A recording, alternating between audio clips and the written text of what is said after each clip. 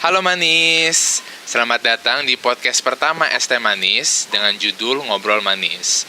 Oh ya, sebelum kita lanjut, tak kenal maka tak sayang. Biar kita makin deket nih, kita kenalan dulu kali ya. Halo, kenalin, gue Valdi dan gue di sini sebagai host untuk podcast pertama kita hari ini. Dan hari ini gue ditemenin sama co-host yang paling cantik dan manis yang bernama Rahmi. Dan kita yang akan menemani kalian dari awal sampai akhir. Nah, pada episode pertama kita bakalan ngebahas topik penting yang selalu ada, yaitu penulisan. Di episode pertama kita akan ngobrol tentang cara menulis naskah sebuah pementasan bersama Kak Tiwi dan Kak Aura. Halo Kak Tiwi, Kak Aura, gimana kabarnya nih? Halo. Baik. Alhamdulillah. Baik, alhamdulillah. Alhamdulillah. Aman. Nah, jadi gini nih, Kak Tiwi sama Kak Aura. Jadi kita di sini tuh mau ngomongin nih soal penulisan naskah. Nah, pasti kan ada di suatu saat nih, kayak kita kepengen ngebuat sebuah cerita, kepengen ngebuat sebuah naskah kah atau cerpen. Tapi halangannya pasti kita tuh selalu nggak tahu mau mulai dari mana. Kalau dari aku ya, memposisikan diriku sebagai orang yang belum pernah menulis. Nah, biar kita tahu nih gimana caranya ngebuat sebuah cerita yang bagus, maka kita ngebuat topik seperti ini, topik penulisan naskah. Nanti totalnya akan ada 4 topik utama, yaitu yang pertama kita bakal ngobrolin soal experience pembicara kita nih. Lalu kita juga bakal nanya-nanya soal mereka sebelum membuat cerita tuh kayak gimana sih.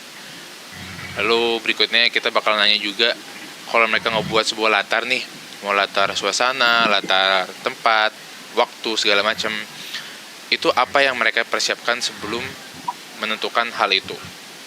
Lalu yang terakhir kita akan ngebicarain soal making the characters, ngebuat karakter-karakter di cerita-cerita karya mereka, begitu. Langsung aja kali ya ke topik pertama kita, yaitu experience. Kita sharing tentang pengalaman menulis serta achievement yang didapat dari kakak-kakak kita pada malam hari ini, gitu. Mungkin boleh, atau ada yang mau duluan nih, gimana? Ada yang mau cerita duluan pengalaman menulisnya gimana nih? KTW dulu dong. Mau dari KTW dulu boleh. KTW dulu nih. Kalau gue pernah pengalaman nulis pertama kali, kalau nulis sih sebenarnya dari kecil udah nulis, maksudnya pas bahasa Indonesia pasti kita semua nulis dong. Tapi kalau gue emang dari kecil, ya SD SMP-ish lah, emang suka nulis cerpen, ya ala-ala gitulah, ya nggak serius gimana sih anak kecil. Gue dari dulu emang udah suka berimajinasi dan sukanya nulis, kayak nggak terlalu minat gambar. Mungkin karena dari kecil udah tahu kalau gambarnya jelek, jadi kayak ya udah nggak usah gitu, gue nulis aja, nggak usah gambar. Padahal kakak-kakak gue dua-duanya suka gambar gitu loh, terus adanya satu biji nggak suka gambar, sukanya nulis. Terus serius banget nulis itu ya di ST Manis, dikasih kesempatan di ST Manis, pertama kali banget nulis itu buat naskah pensil tahun 2017 yang waktu itu Aura sama Valdi yang jadi anak barunya. Ya itu opportunity banget sih. Biasanya kalau anak SMA Manis pertama kali nulis pasti dikasih opportunity-nya rata-rata itu paling buat job dulu atau nggak buat lomba. Nah pas lagi buat pensil ini sebenarnya gue lagi mumpung juga gue mau nulis tapi kayak nggak pernah belum menemukan opportunity-nya walaupun udah masuk SMA juga. Terus kebetulan pas lagi pensil 2017 dipilih jadi PIC. Pas lagi jadi PIC disuruh nunjuk penulis, gue mikir sekalian aja gue penulisnya kan boleh gitu. Cuman ada plus minusnya sih jadi PIC plus penulis, cuman nanti mungkin bisa di segmen lainnya diceritainnya. Tapi pertama kali banget nulis quote unquote serius itu emang buat ST Manis Pendasan Sosial 2017 itu nulis siapa untuk bertahan hidup, judul pembahasan ST Manis yang paling panjang. Itu kalau singkatnya sih itu tentang pasca zombie apokalips, pasca post zombie kiamat, quote-unquote kiamat zombie gitu. Jadi habis bumi atau negara mereka diserang sama zombie outbreak, jadi mereka terpaksa untuk bertahan bikin civilization yang berbeda sama civilization yang kita hidup sekarang kayak gitu. Jadi di civilization yang baru ini tokoh-tokoh utamanya itu hidup di suatu kota lah, permukiman kalau di naskahnya disebutnya namanya zona. Jadi so far di universe naskah ini, zona itu salah satu permukiman salah satu yang paling aman gitu, bebas dari zombie. Habis itu ya warga-warganya quote unquote hidupnya tenang, pemimpinnya baik-baik kayak gitu. Tapi pemimpin-pemimpinnya kayak merasa kenapa sih kok negara kita kayak gini banget di tengah-tengah zombie apokalips, di tengah-tengah dunia ini sebenarnya udah hancur, tapi masih ada aja pemerintah negara ini yang korup, yang masih nyari keuntungan buat diri sendiri. Padahal di sini kita semua harusnya cuman mau bertahan hidup dari si zombie-zombie tersebut kayak gitu. Ada konflik sama pemerintah negara, ada konflik sama si zombinya, konflik internal gitulah. Bisa ada Apa cerita pertama yang dibuat sama Katiwi ya? Pertama banget yang serius. Kalau cerita sih udah bikin banyak, cuma tidak pernah dipublish untuk konsumsi pribadi aja. Gitu. Pasti kan gini nih Kak, pasti kan apa ya, kalau manusia nih pasti kan susah ya buat keluar dari comfort zone. Itu kan biasanya kalau misalnya tak yang dipublish dan sampai diproduksiin kayak gitu kan pasti butuh dorongan, mungkin motivasi dari luar atau mungkin nah kalau buat Katiwi sendiri, apa yang ngebuat Katiwi ya udah gue mau take on this challenge, gue mau ambil challenge ini dan gue mau keluarkan karya gue?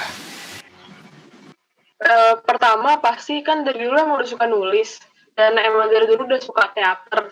Jadi kayak apalagi kan gue nulis naskah pensil itu baru banget selesai besar pertama gue, pementasan besar Merdeka Tapi Mati 2017. Naskahnya yang bikin Kak Wahyu.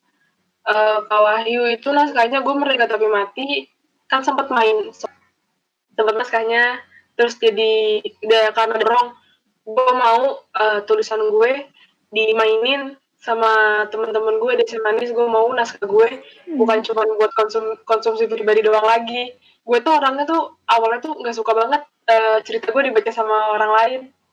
Takutnya gitu loh. Pas lagi nulis siapapun juga gue nggak boleh baca sampai selesai. Yang baca cuma sutradaranya waktu doang, si Dila. Dia cepet ngeliat prosesnya gitu loh, nggak bener-bener yang orang lain bener-bener ngeliatnya lagi selesai baru mereka pada lihat. Kodila kan mau gak mau harus lihat dari prosesnya, soalnya biar dia bisa mulai mikirin blocking artistik gitu-gitu. Ya pun juga gue kayak takut banget dijudge segala macam. Ya pasti kritik ada itu sebenarnya salah satu kayak batu loncatan gue, di mana gue mulai belajar untuk menerima kritik dan bisa nyaring mana kritik yang bisa untuk membangun gue, mana kritik yang emang sewajarnya kayak gue kayak apa sih gitu, nggak jelas gitu loh kayak gitu.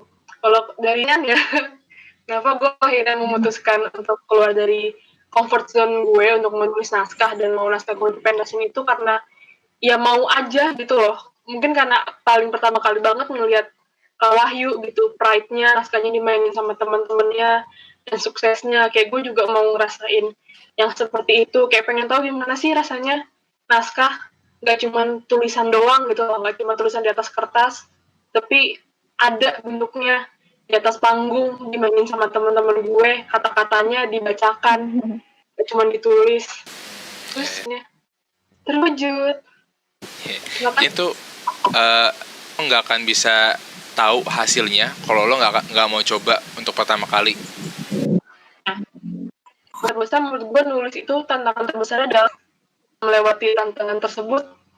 Ya udah nulis gitu, dimulai. Kalau mau nulis ya mulai ditulis dari jadi kayak gue pernah baca dari quotes mana di penulis itu lebih baik lo nulis beribu-ribu sampah, quote sampah daripada lo nggak nulis sama sekali. Karena kalau lo nulis banyak si tulisan-tulisan yang nggak jelas ini yang menurut lo nggak bagus, itu lebih baik daripada lo nggak nulis sama sekali. Karena kalau nggak nulis sama sekali ya nggak ada hasilnya, kosong, nggak ada yang bisa dinilai. Ya, berarti pokoknya intinya itu kalau misalnya kita nggak keluar dari comfort zone, kita nggak akan bisa tuh didambakan Kalau misalnya buat Kak Aura sendiri, kan dia kan Kak Tiwi udah ngejelasin nih kalau misalnya Kak Tiwi ada insecure, terus ada rasa rasa nggak percaya dirinya. Tapi kalau dari Kak Aura sendiri apa tuh? Gimana cara Kak Aura bisa yaudah gue mau nulis deh, gue mau ngebuat nih cerita. Oke, jadi kalau aku sendiri sebenarnya dari experience dulu kayak kalau misalkan dari dulu tuh aku udah nulis dari sama kayak Kak Tiwi dari kecil, dari SD juga udah tertarik banget sama bidang kepenulisan. Tapi kalau Kak Tiwi lebih ke cerpen dan cerita-cerita gitu. Kalau aku dari SD itu emang udah ke naskah. Nah, mulai SMP, mulai SMA itu tuh mulai dikembangin, bikinlah novel, bikinlah cerpen dulu baru novel. Terus bikinlah puisi, nulis-nulis yang lain. Nah, kenapa sih pengen keluar dari comfort zone buat penulisan dan nyoba hal yang baru kayak kemarin terakhir aku nulis itu kan Samantha Dunia Misti bareng sama Kak Wahyu. Itu sebenarnya jujur keluar banget dari comfort zone aku karena aku jarang, bahkan belum pernah kayaknya nulis naskah tuh fantasi. Nah itu kenapa sih aku pengen nyoba, karena ya benar kata Kak Tiwi, kalau misalkan kita nggak nyoba, kita nggak keluar, kita nggak akan tahu. Dan ternyata di situ aku banyak belajar buat gimana sih cara membuat mengembangkan sebuah ide fantasi, terus gimana sih supaya alurnya tuh menarik buat penonton juga. Apalagi ini kan naskahnya tuh benar-benar naskah teater. Kalau dulu mah pas SD nulisnya cuma naskah drama-dramaan. Kalau sekarang kan naskah teater yang benar-benar dipentasin kan. Jadi ya itu sih lebih ke aku pengen ngembangin ide-ide aku dan pengen ngembangin cerita yang udah ada, outline yang udah ada bareng sama Kak Wahyu waktu itu untuk menjadi sebuah pementasan fantasi. Gitu sih, jadi banyak sih pelajarannya. Oh, buat yang belum tahu, tadi kan Kak Aura ngomongin soal Samantar ya. Nah, Samantar itu adalah naskah yang dimainkan di pementasan besar Es Teh Manis tahun 2018. Lalu di tahun 2019 ada sequelnya, yaitu Samantar Dunia Misti.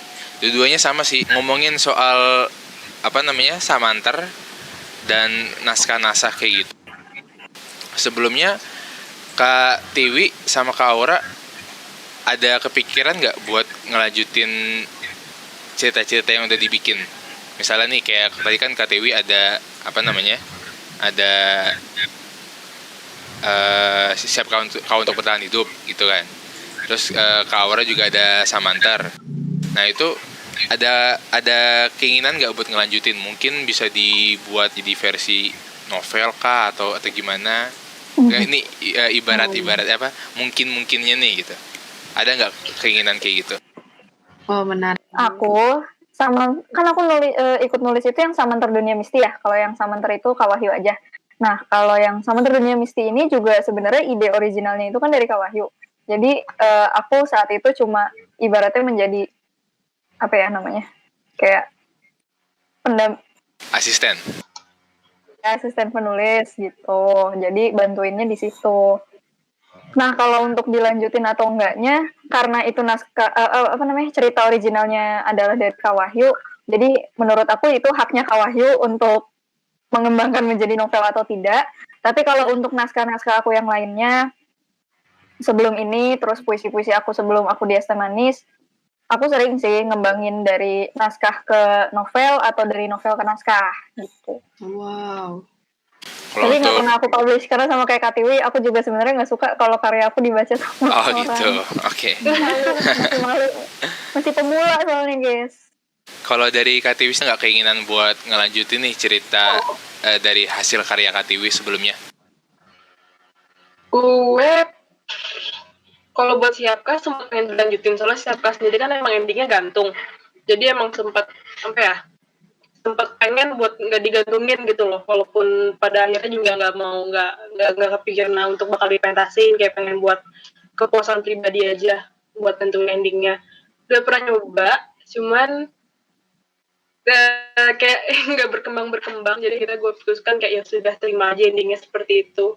Atau juga nggak ada masalah karena itu jatuhnya open ending gitu loh. Gue punya interpretasi sendiri, penonton punya interpretasi sendiri, aktor punya interpretasi sendiri, sutradaranya pun juga punya interpretasi sendiri, itu endingnya sebenarnya kayak gimana di balik dari yang sudah dipentaskan kayak gitu. Gue udah coba tidak menggantungkan si ending itu, tapi kenyataannya tidak berhasil. Jadi ya udah gitu loh, ya udah gue nggak usah maksain diri gue sendiri Nah, oke. kalau menurut gue. Terus juga dari bercerita-cerita yang udah pernah gue tulis, kayaknya gue tuh emang tipenya lebih suka bikin cerita itu yang nggak berkelanjutan. Jadi gue lebih mending bikin cerita langsung panjang daripada bikin kayak berseries gitu loh. Soalnya kayak Oke. menurut gue sukanya kayak, oh ya udah ini gue udah selesaiin dari A sampai Z, gue pengen langsung ke universe yang baru gitu loh. Gue nggak mau linger lama-lama sama apa yang udah pernah gue bikin. Soalnya gue ngerasa kayaknya gue udah di karya gue yang pertama, misalnya kayak siapa, di karya gue yang siapa pertama ini gue udah exhaust every choice gitu loh, kayak semua apa yang pengen gue taruh di universe ini, di naskah ini, ya udah gue taruh di naskah itu gitu loh. Jadi kayak menurut gue udah nothing left to a second installment. Ya, mungkin kalau penulis yang lebih berpengalaman di atas gue bisa gitu, dia mengembangkan cerita dia untuk sampai second, third, fourth installment gitu. Tapi Bikin cerita yang berseries itu bisa bikin jenuh juga nggak sih Kak menurut Kakak? suka baca series, cuman gue sendiri gak bisa bikin series gitu loh. Kalau gue suka banget baca series, soalnya menurut gue kalau baca series itu kayak, ya lo udah baca satu buku, terus udah attach sama story-nya, udah attach sama karakternya, jadi pasti kan kayak mau baca lagi, mau know more about the story, know more about the karakter. Menurut gue itulah kenapa penulis bisa bikinnya sampai berseri-seri, karena satu buku atau satu naskah aja nggak cukup untuk menjelaskan si cerita dan si karakter. Tapi kalau menurut gue, kalau buat gue pribadi, satu cerita aja udah cukup gitu loh untuk menyampaikan apa yang mau gue sampaikan ke penonton / pembaca kayak gitu. Ya maksudnya kayak Aura kan dia bisa ngembangin dari cerpen ke naskah, dari naskah ke novel gitu. Kalau menurut gue itu hebat sih. Kalau gue udah dari cerpen, paling kalau gue sih mentok-mentok dari cerpen ke naskah gitu loh. Gue gak bisa nulis novel, sumpah. Kak Aura sama Kak Tiwi sendiri udah cerita nih soal pengalaman menulisnya. Nah, selama Kak Tiwi dan Kak Aura ini nulis, ada nggak sih achievement yang udah didapatkan? Mungkin dari Kak Aura dulu. Waduh, achievement. Kalau orangnya sebenarnya kalau achievement tuh pertama kali nih aku jadi niat nulis, itu achievement aku waktu SD. Itu ada kayak nulis lomba menulis tentang lingkungan waktu SD. Alhamdulillah waktu itu tuh achievement pertama aku banget yang bikin aku, oh oke, gue kayaknya passion nih nulis. Nah dilanjutin. Alhamdulillah, ini berkat ST Manis juga. Waktu itu aku ikut lomba menulis puisi nasional dan alhamdulillah menang juga. Jadi achievement aku itu sih, cuma dua itu. Alhamdulillah, tapi itu juga alhamdulillah. Terima kasih ST Manis. Kalau Kak Tiwi gimana?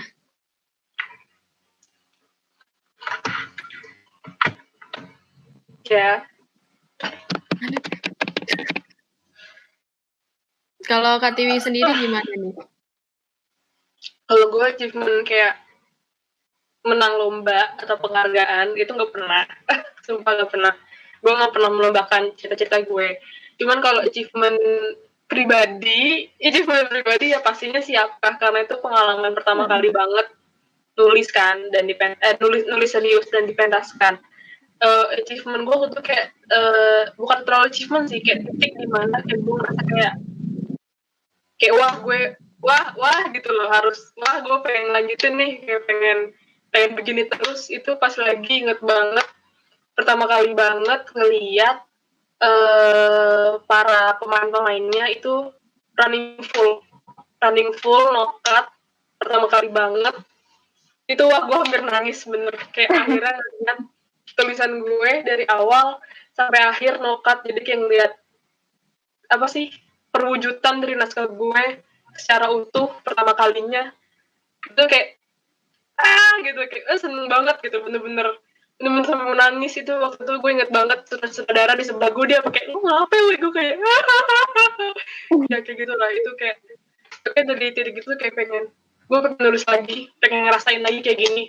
Dan ternyata ya beginilah saat naskah lo jadi kenyataan, quote unquote jadi kenyataan. Wow. Jadi menurut gue Aku setuju sih sebenarnya sama KTW karena achievement itu bukan cuma yang menurut aku sih ya, bukan cuma yang kita tuh menang ini menang itu, tapi di saat kita nulis dan itu bisa kita saksikan dan kita lihat hasilnya dan itu bikin kita gue pengen nulis lagi, itu tuh udah achievement tersendiri sih menurut aku ya. Nah, kita udah tahu nih ceritanya Kak Aura dan Kak Tiwi dari mulai awalnya mereka menulis sampai pengalaman mereka menulis. Nah, kita selanjutnya ke topik yang kedua, yaitu awal pembuatan cerita. Nah, sebelum Kak Tiwi dan Kak Aura itu membuat sebuah cerita nih, pasti kan ada sebuah fokus utamanya, gitu kan, Kak? Atau bisa mungkin dari karakternya, atau dari pesan yang ingin disampaikan. Itu gimana tuh, Kak? Mungkin Kak Tiwi dulu yang mau menjawab. Kalau gue itu dalam penulisan naskah itu pertama kali yang gue tentuin itu tergantung sih, ini nulis naskahnya apa bener-bener bebas dari gue sendiri atau naskahnya udah ada requirement-nya. Misalnya kayak naskahnya buat job, itu kan biasanya udah ada requirement-nya, harus durasinya berapa, pemainnya berapa, kayak gitu. Terus kayak apalagi kalau nulis buat ST Manis kan pasti biasanya udah ketahuan, oh gue tahu SDM-nya ini, jadi nulisnya langsung apa untuk mengakomodasi si SDM. Kalau gue sih bisa kayak gitu, jadi kayak dari nulis langsung udah kebayang, oh gue karakternya 7 aja gitu, di situ nggak usah panjang-panjang karena durasinya cuma 20 menit. Habis itu kayak biasanya kalau buat job ya pasti udah dikasih temanya, realis, fantasi, apa, anak sekolahan, percintaan, kayak gitu.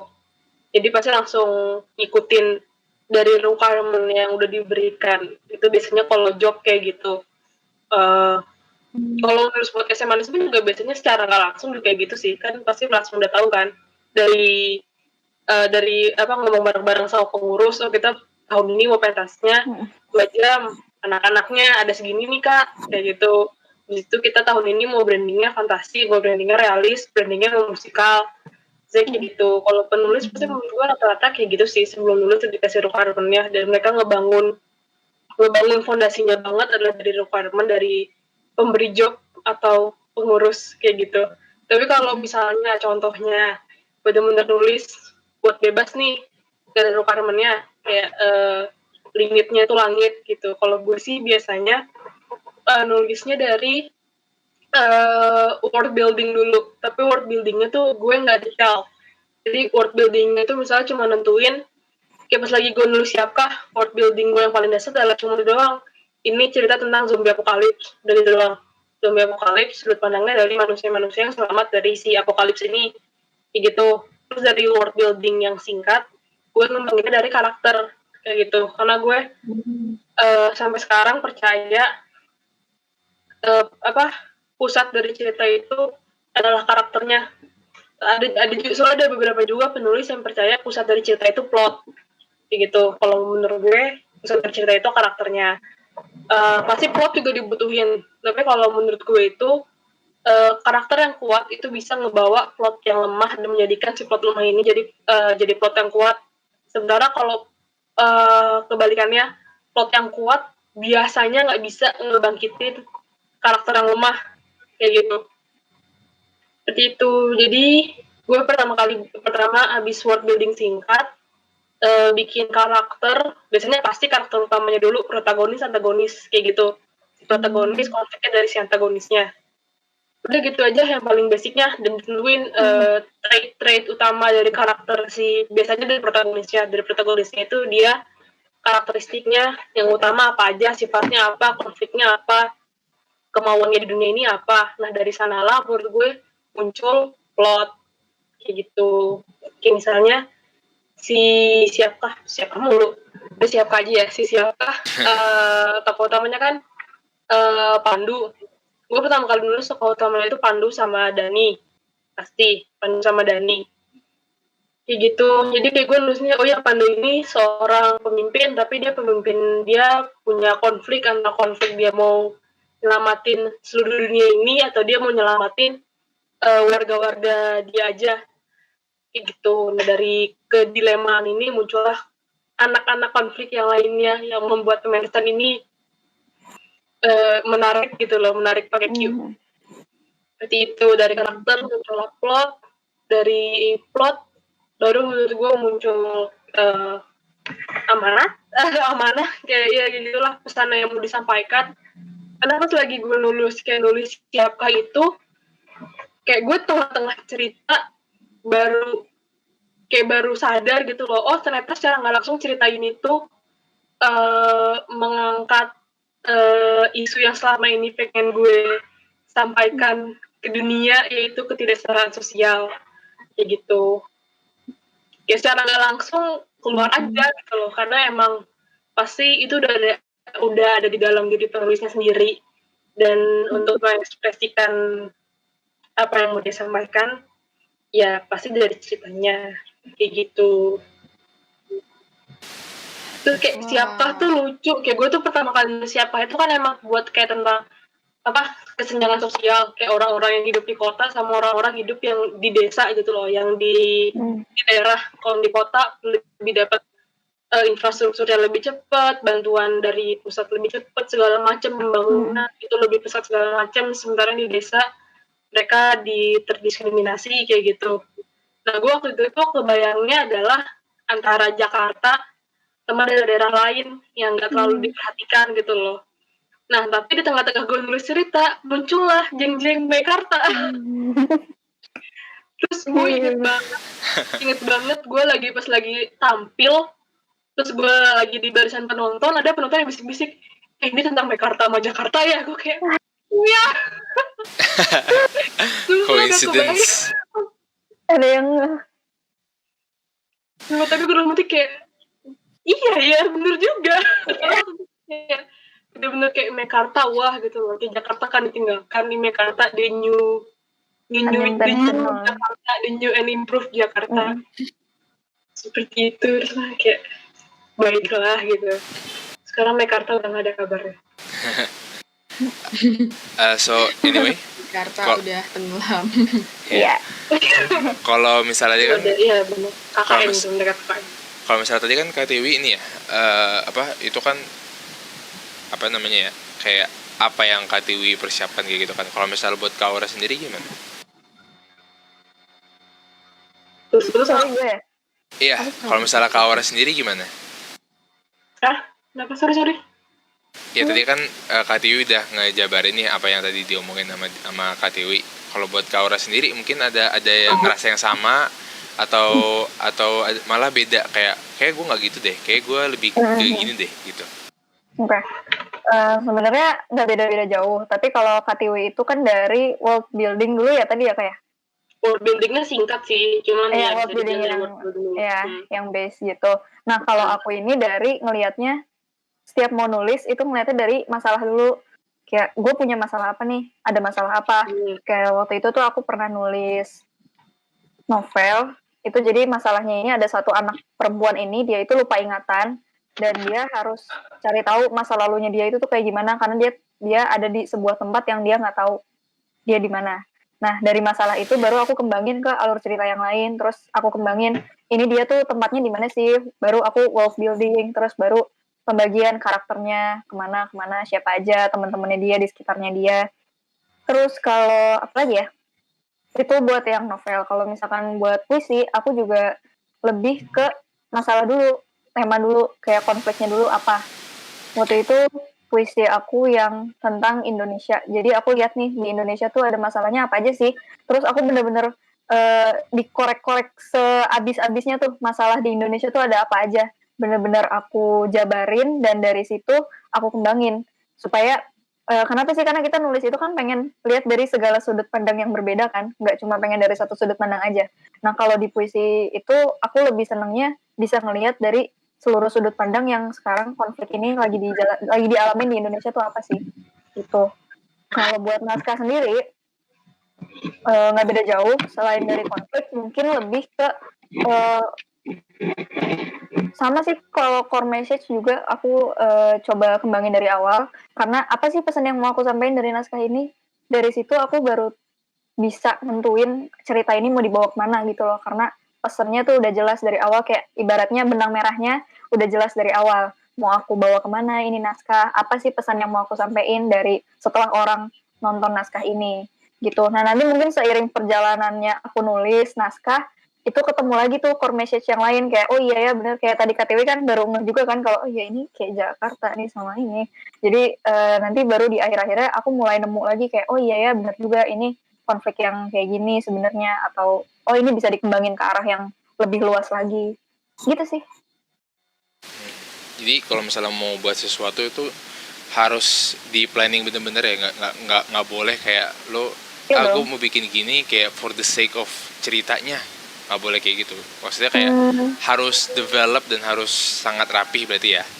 Iya, kecuali nulis bebas buat diri sendiri kayak yang ya emang bukan buat dipublish dan bukan buat diapa-apain, sebebas-bebasnya lo berkreasi sih boleh. Menurut aku karya tuh nggak ada yang salah ya, kalau semisal emang mau nulis gayanya kayak apapun ya udah silakan aja. Tapi mungkin kalau misalkan buat yang dipublish, buat di pementasan, buat dilombakan, pasti kan ada guidelines-nya kan. Nah, Iya. guidelines-nya ini kalau misalkan mau nulis yang dipublish itu yang harus terstruktur banget.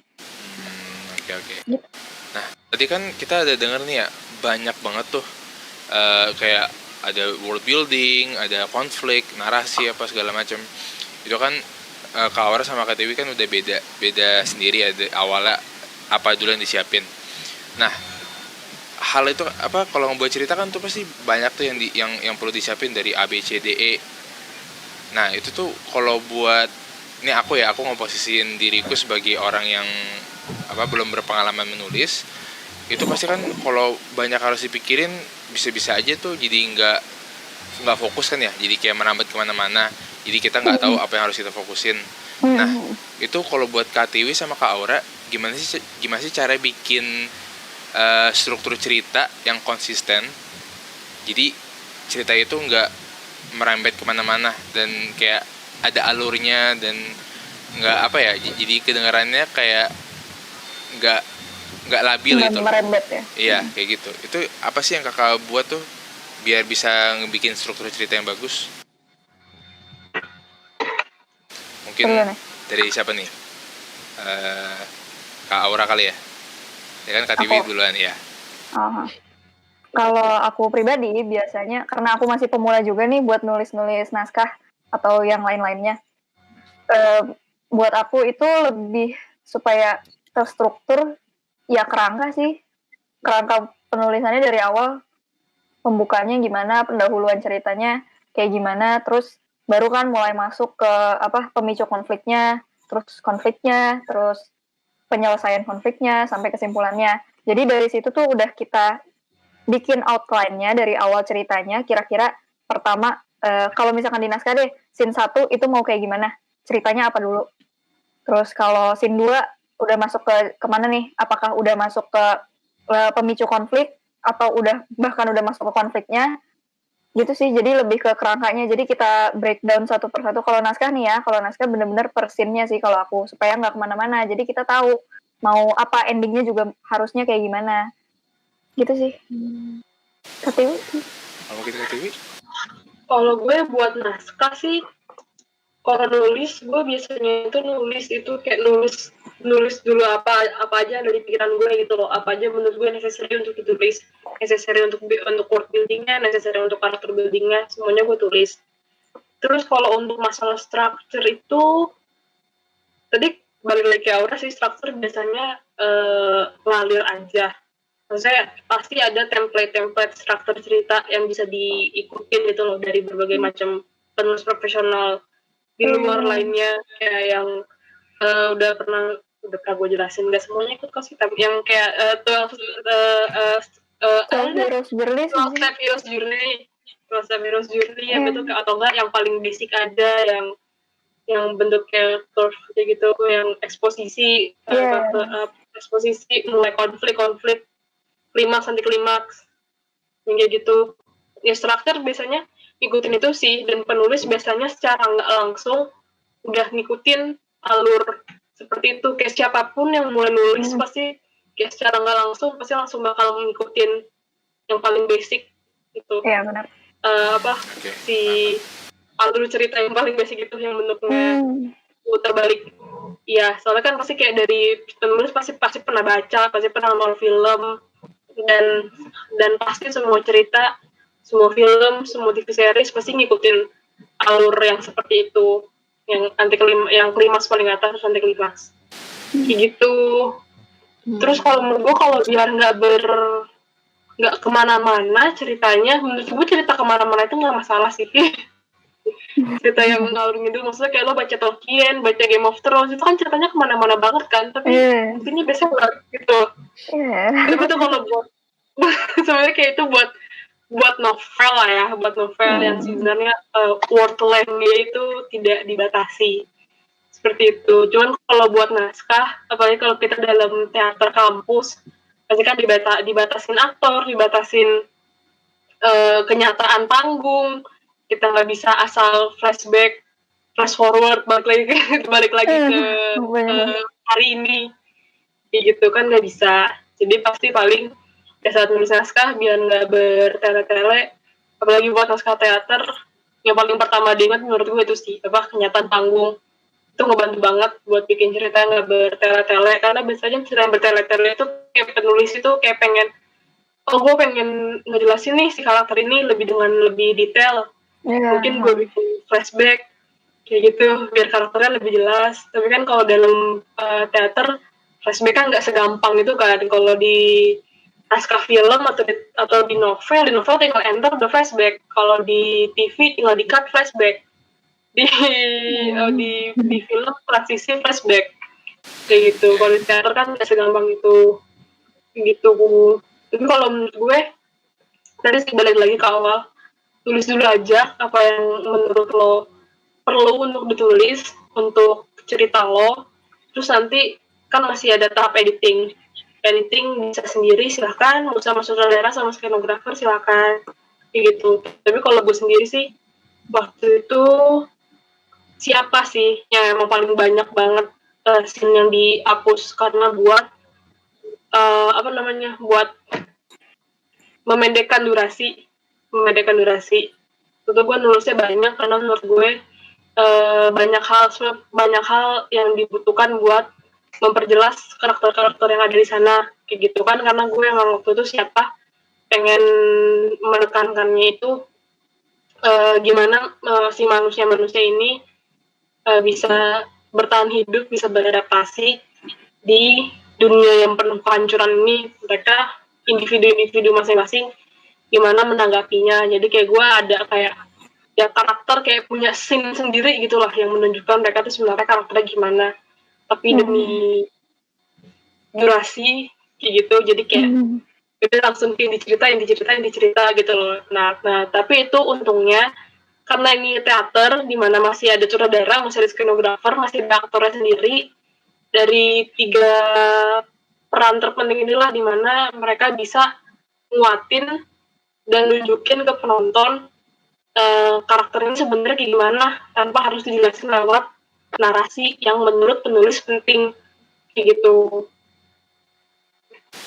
Oke. Misalnya kalau misalnya si Pandu nih, ya si penulisnya pengen nunjukin dia itu kayak cinta banget sama istrinya, contohnya cinta banget sama istrinya, terus dibikin scene di mana mereka berdua doang, terus ditunjukin tuh di scene ini dalam tulisan seberapa mereka saling mencintai satu sama lain.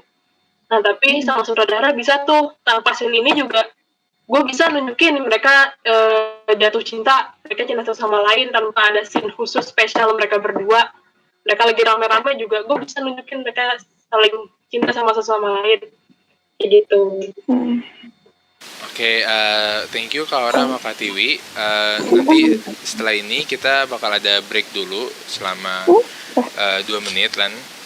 Nanti berikutnya kita bakal ngebahas soal topik kita selanjutnya, yaitu create the setting, ngebuat latarnya, sama making the characters ya. So stay tune dan jangan kemana-mana.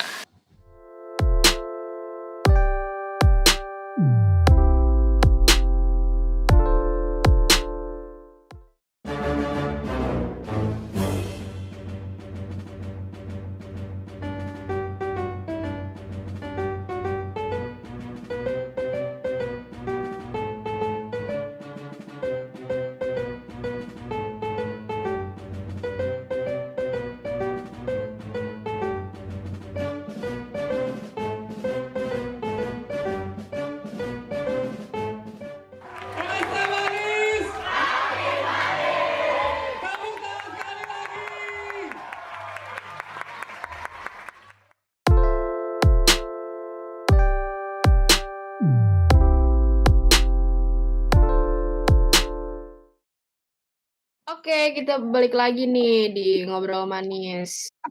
Jadi kita mau lanjut nih ke topik berikutnya, yaitu create the settings. Nah, dari yang udah Kak Aura dan Kak Tiwi jelasin soal awal membuat cerita, pasti kan di sebuah cerita itu ada yang sebuah namanya latar atau settings.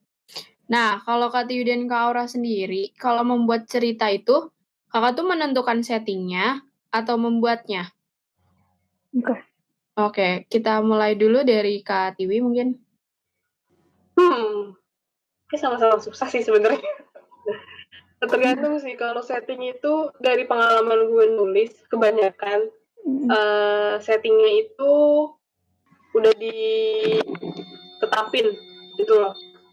Lalu kalau gue nulis essay manis, ya balik lagi, biasanya udah ada guidelines yang harus diikutin. Biasanya kalau misalnya udah bilangnya realis, ya udah jelas lah gitu. Kalau realis pasti berarti settingnya buat tempatnya ya paling Indonesia, Jakarta kayak gitu. Kalau dimintanya buat fantasi, baru itu yang harus dipikirkan lagi fantasinya mau di mana nih, karena tidak ada limitnya kalau fantasi kayak gitu. Sama susah sih nentuin sama ngembangin menurut gue.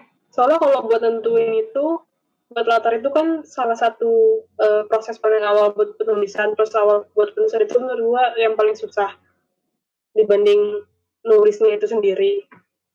Jadi kalau buat nentuin itu, ya soalnya begitu ditentuin latar utamanya, atau enggak paling enggak latarnya cuman kayak mau di dunia nyata, mau masa kapan, kalau fantasi mau di dunia seperti apa, sci-fi, atau di dunia fantasi, kayak di dunia dongeng, kayak gitu maksudnya, kayak Samanter, atau kayak mau kayak siapa, distopia, atau mau utopia, kayak gitu. Jadi kayak ya susah juga nentuinnya, ada challenge-nya. Cuman kalau susah, kalau dikerjain pasti tidak susah, anjay gitu. Ya gitu buat nentuin, tapi begitu udah tentuin, ngembanginnya juga susah juga ngembanginnya. Apalagi kalau menurut gue lebih susah ngembangin itu kalau fantasi, karena fantasi itu kan gak ada aturannya. Nah, kita sebagai penulis itu tugasnya buat bikin si aturan tersebut. Gitu, ini mau batas kekuatan batasnya si karakter, batasnya dari dunia ini tuh mau seberapa, kita mau kasih limitnya di mana, kayak gitu. Kalau buat realis, begitu udah tentuin, menurut gue udah lumayan gampang sih buat ngembanginnya. Kalau misalnya mau latarnya di kampus, ya udah tinggal buat realis yang paling penting itu research-nya.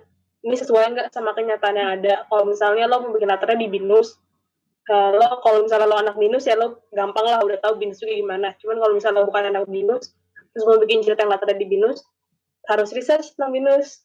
Gitu. Berarti ada riset-risetnya gitu ya, Kak? Ya, pasti. Kalau bikin realis, itu research itu pasti penting banget.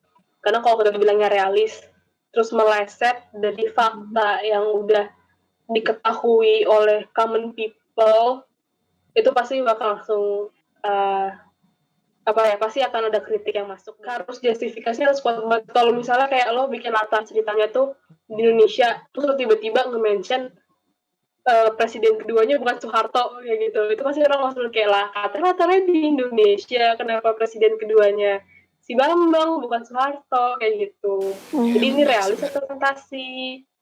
Kalau fantasi kenapa latarnya di Indonesia, kan pasti dibalikin lagi kayak gitu. Jadi buat realis, research itu penting banget. Buat kayak nulis, kalau buat cerpen atau novel, kayak nulis sci-fi atau historical fiction, itu juga research penting banget. Oke, tadi kan Kak Tiwi udah ngeceritain ya kalau misalnya tadi itu ngebuat settingannya dan tips and trick creative settings juga seperti itu. Kalau misalnya dari Kak Aura sendiri, apa aja yang Kak Aura encounter gitu loh? Kalau aku menentukan setting dari yang udah ada, karena yang tadi aku bilang juga kan, aku jarang banget nulis tuh sesuatu yang fantasi. Aku lebih seringnya tuh ke realis. Jadi benar tadi kata Kak Tiwi, kalau misalkan mau nulis sesuatu yang realis, Sebenarnya sama aja sih, either itu fantasi atau realis, either way kita benar-benar harus banyak research.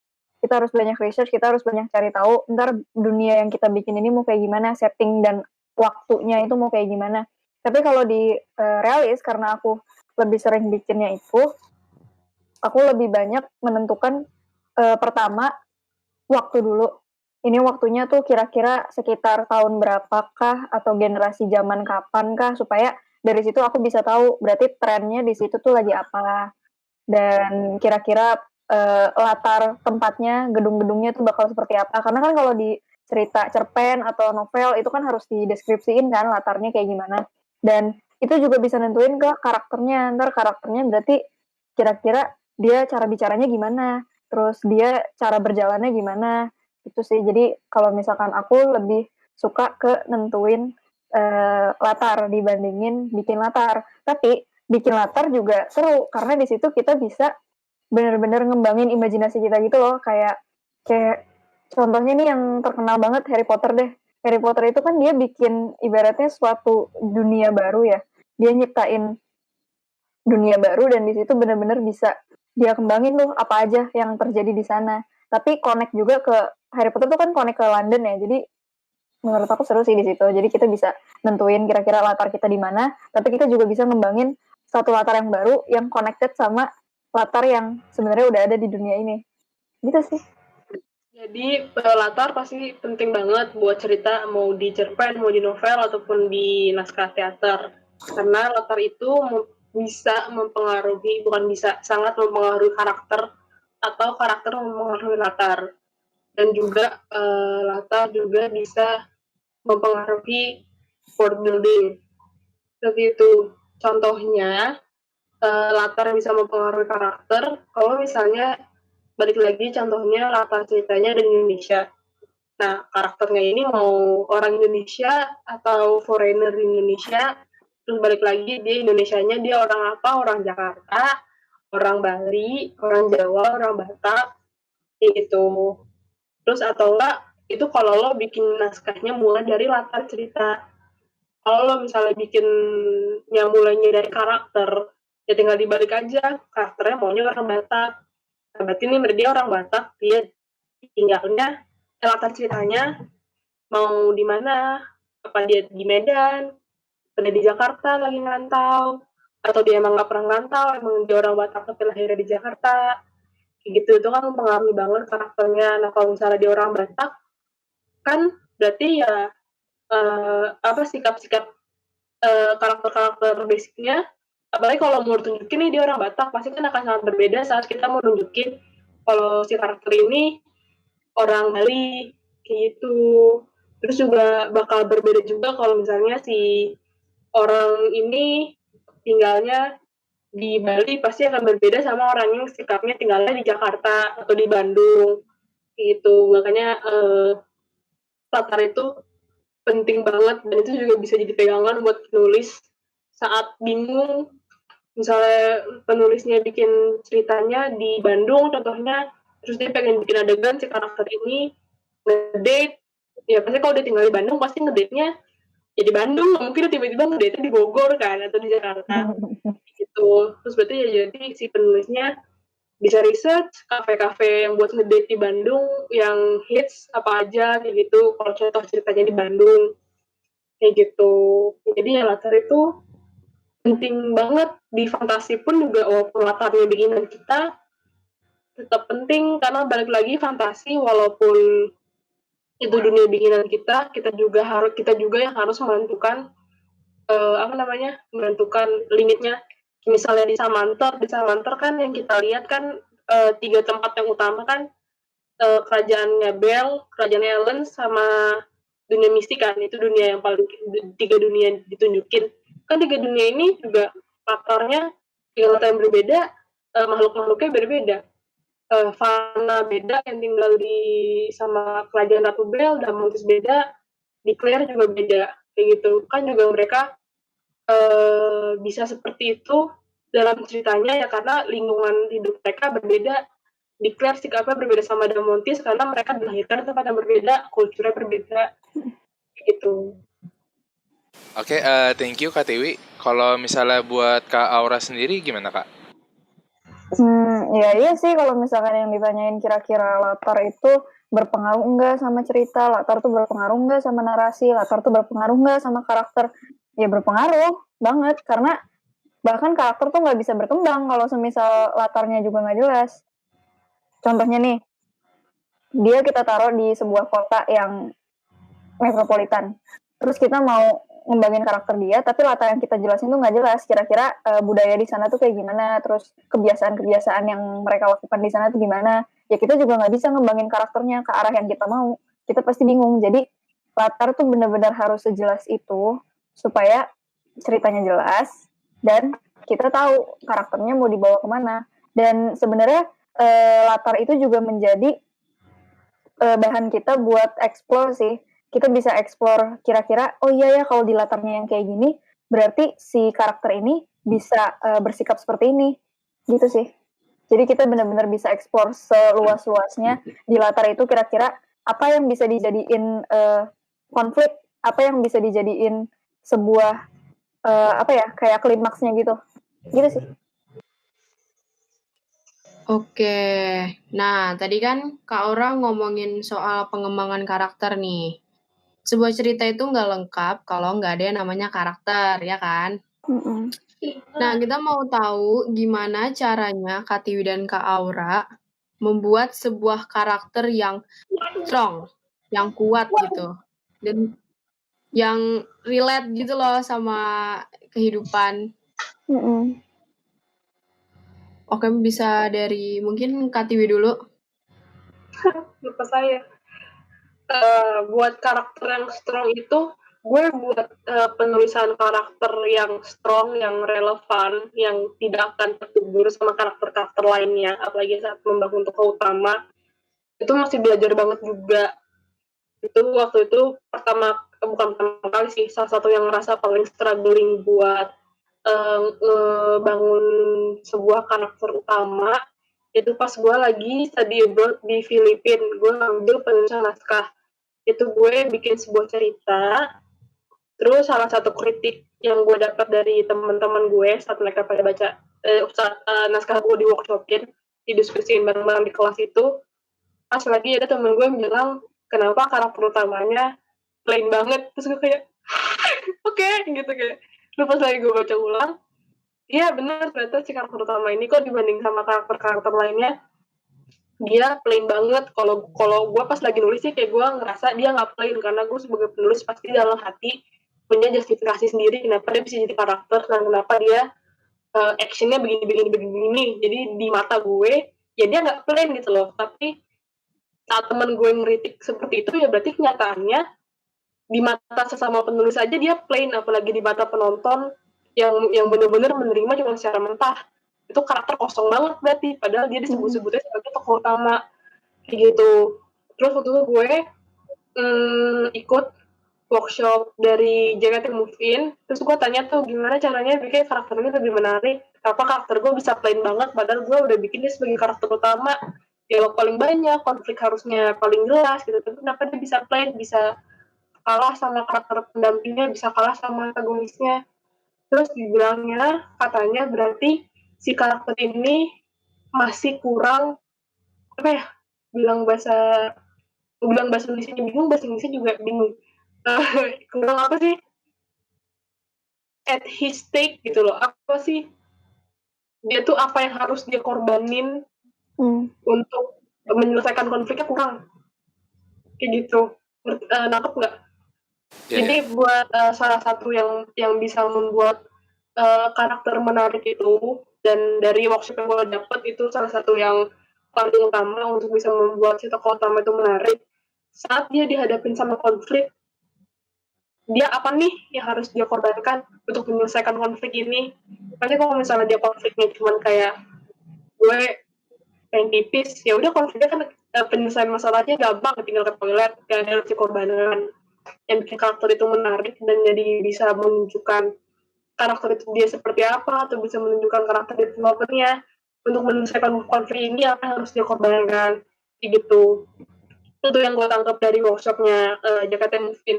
Dan setelah gue gali lagi, emang waktu itu karakter gue dia untuk menyelesaikan konfliknya dia gak ada pengorbanannya gitu loh.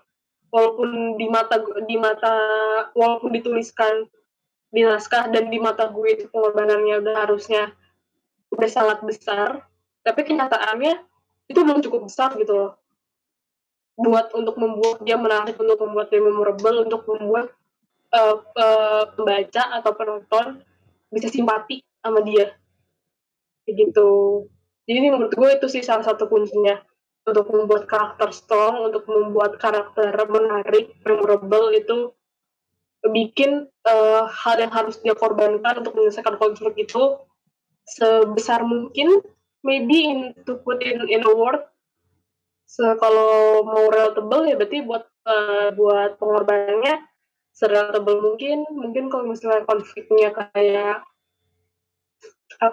konflik domestik gitu, suami istri dia berantem cekcok, ya konflik yang mereka cekcok buat menyelesaikan konfliknya apa, kalau mau relatable kan berarti ya cerai, harus pisah sama anaknya. Nah itu gimana caranya si penulis bikin hal-hal yang basic kayak perceraian, ngerebutin anak, ngerebutin harta, itu bisa menarik dan bisa relatable buat penonton, buat pembaca seperti itu.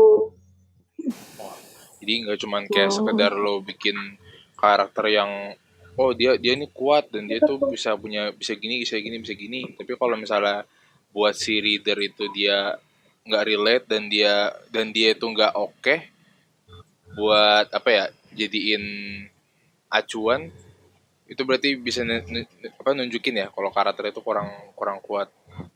Oke, noted. Kalau misalnya dari Kak Aura sendiri bagaimana, Kak? Kalau menurut aku juga ya sama sih, nggak beda jauh. Kalau misalkan namanya karakter development tuh ya penting, dan itu bisa nunjukin gimana sebuah karakter ini, yang namanya juga karakter development, jadi dia berkembang dari awal cerita sampai akhirnya dia ketemu konflik nih, dan gimana sih karakter dia tuh berkembang atau mungkin berubah total ke arah penyelesaian konfliknya. Contohnya nih, misalkan ada satu anak ini yang dia tuh di awal cerita benar-benar seorang anak yang childish, manja, dan segala macamnya, sampai akhirnya dia dihadapkan pada konflik di mana dia hilang di sebuah hutan belantara dan dia harus bertahan hidup sendiri. Pasti kan karakternya berkembang dong. Dari situ outputnya setelah cerita itu mencapai endingnya, pasti karakter si anak ini udah berubah, udah bukan anak childish lagi yang dulunya manja dan semacamnya. Jadi menurut aku yang bikin menarik itu gimana selain konflik tadi, kata Kak Dewi, iya bener sih, kalau misalkan dia dihadapkan pada konflik, itu pasti karakternya bakal jadi menarik banget. Selain itu juga, gimana si karakter ini dihadapkan kepada suatu hal yang dia harus mencari penyelesaiannya gitu loh. Dia harus mencari, gue orangnya tuh beneran kayak gini atau enggak sih? Dia harus nyari jalan hidupnya dia.